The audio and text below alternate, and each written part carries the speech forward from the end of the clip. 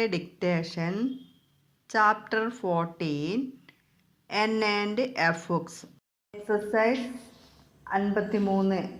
It may be difficult for you to follow the general principles upon which foreign business is carried on, but if you are to win your way in a firm which does business with the northern and southern states of America, you will have to try.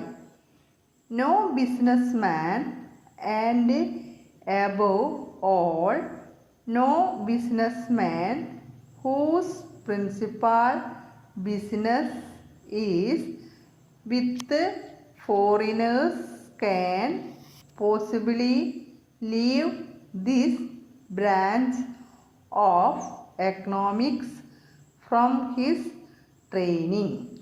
If he should refrain because of a general dislike of the science, he will surely suffer in the long run.